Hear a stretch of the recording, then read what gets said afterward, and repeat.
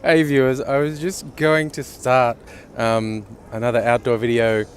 Some pigeons started having sex in front of me. I was even going to show it to you, but I think they caught my disapproving glance and they stopped. But that was really off-putting. Anyway, I'm out in the sunshine again today, taking advantage of it. First burst of really warm weather we've had this spring in Melbourne. I'll probably be regretting enjoying this in a couple of weeks when it's hot all the time and I miss the cooler weather. But that's usually the way it goes. So I was thinking about what to talk about today. So I attempt to keep doing a video every day in October, my videos. And one of the things that's been going around and has been transforming a bit and covering a lot of different things in the last week or so, conversations about sexual assault, sexual abuse that really got kicked off by the revelations about Harvey Weinstein, or at least finally taking action against Harvey Weinstein. If you follow that sort of thing, they're hardly revelations. People have been commenting upon what a horrible person and sexual predator he is for decades. Everyone's been pulling out references, from old awards ceremonies, episodes of TV shows like 30 Rock. Courtney Love, I think in the 90s, making a comment of advice for young ladies in Hollywood. If Harvey Weinstein invites you to a quote-unquote private party at a hotel, don't go. It's basically everyone's known for decades he's a horrible, horrible person, and he's only now paying the price. And he's still in the minority. Not in the minority in terms he's a horrible sexual predator, because that appears really widespread, not just in Hollywood but around the world, but he's in the minority of suffering any sort of consequence whatsoever. The talk about him has gotten really weird in some quarters. Notably, people who insist on getting in on it, on commenting, that should just learn to shut the fuck up. Whether it's creepy stepdaughter fucking Woody Allen saying, "Oh, I'm sad about Harvey Weinstein and I hope this doesn't turn into a witch hunt." Yeah, I fucking I bet you hope people don't keep looking for other fucking perpetrators, you creepy motherfucker. Through to people trying to use it as a big stick to beat on the left and Hollywood. And what the fuck are they thinking? Whether it's Donald Trump Jr. saying, "Oh, it's all the left and Hollywood." Dude, your fucking father openly boasted of multiple sexual assaults. He's got a whole line of women saying he raped them. Okay? So it's not just he's facing the same accusations as Harvey Weinstein.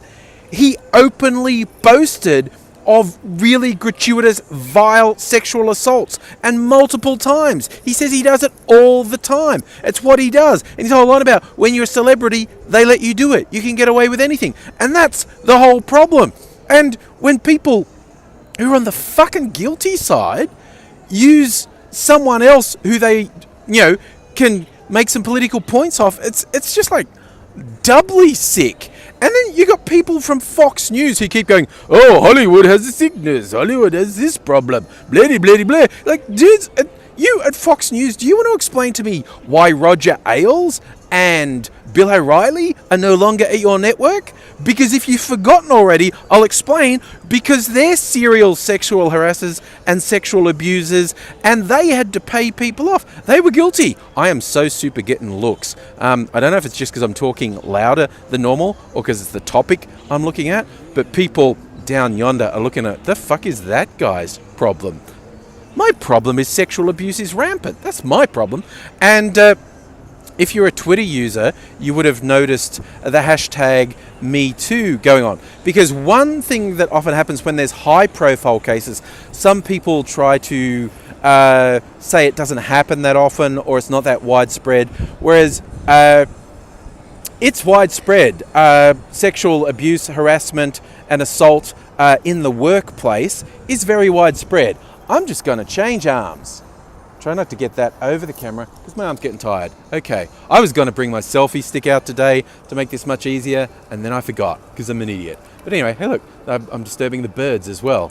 Oh, well, that's okay. So yeah, the Me Too hashtag was interesting. It was an attempt to basically highlight to people, notably men, who are suggesting that the problem wasn't that widespread, that it's incredibly widespread, and probably a significant number of women have experienced it directly. And I saw some interesting things, hardly surprising. There were fuckheads who tried to hijack it and make their nasty misogynist points.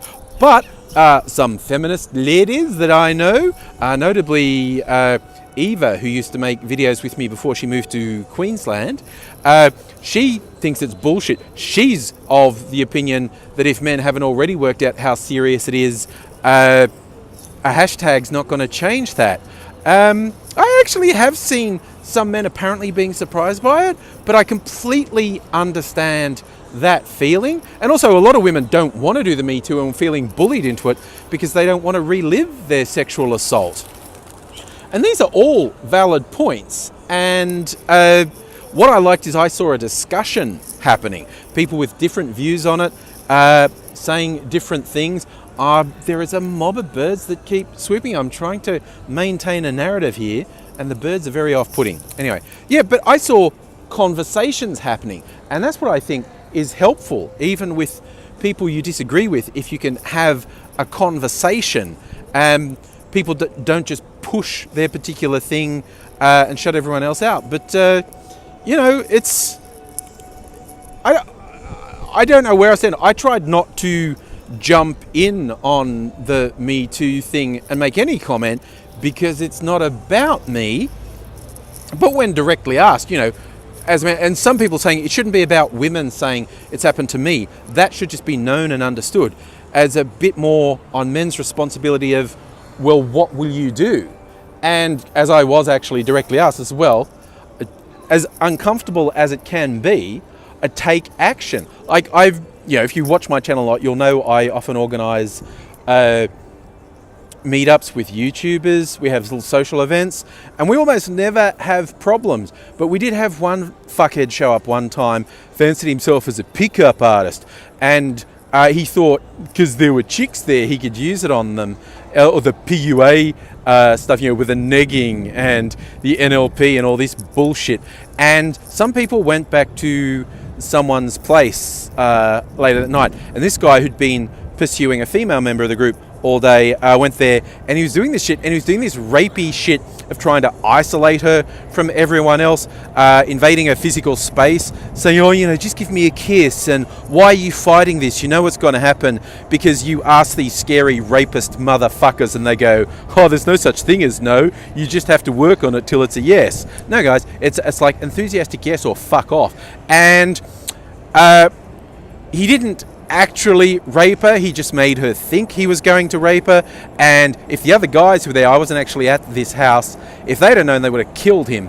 But I found out what happened, so I went public in the group and called him by name and said he's a fucking rapist and he's dangerous, stay away from him. I even got a bullshit legal threat over that, and I was like, yeah, you're all talk, buddy. You want to take it to court? You want to go to court and have your actions laid out and you try and say you're not a rapist? Good luck with that. Of course, you never went anywhere with that. It was just bullshit. Oh, you can't say that about me. Yeah, I can, because you're a fucking rapist. But even on a lesser scale, we had someone who, well, his behaviours were, let's charitably call them, creepy. And several people reported to me that he's making people, usually women, feel uncomfortable. But one guy reported it as well. And so in his case, I just sat him down and say, hey, these things you're doing are not acceptable. They're creepy and make people uncomfortable. That was a really difficult conversation to have. I felt really awkward.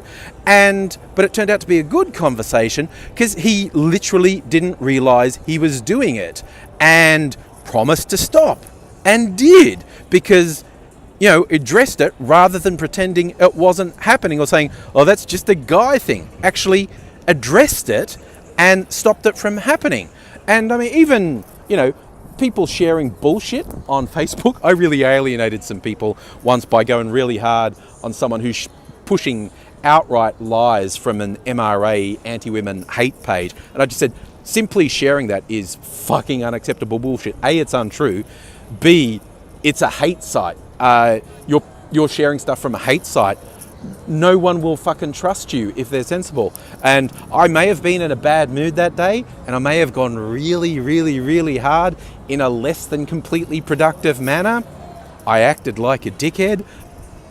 In my defense, I was right and he was wrong, but, you know, there's ways and means of doing it, and here's me admitting I make mistakes. There were things I said and the way I said them that weren't necessarily that great, but I rest on, well, at least I was right. So, yeah, big circular conversation, but what it comes down to, guys want to know what you can do when you see these things, when you see people really opening your eyes to the scale of the problem. The thing is, you take action, and you don't have to do anything for women. Do things with other guys.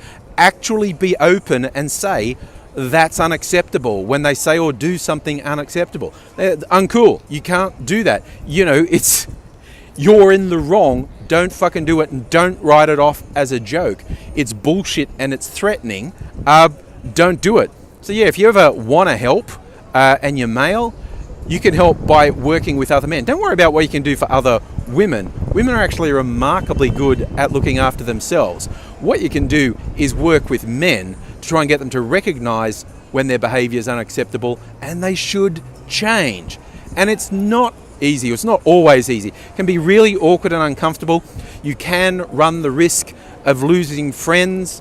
But really, when I've faced those things and I've thought this is going to be awkward, you know what I decided? My momentary discomfort is nothing compared to the danger of someone getting raped.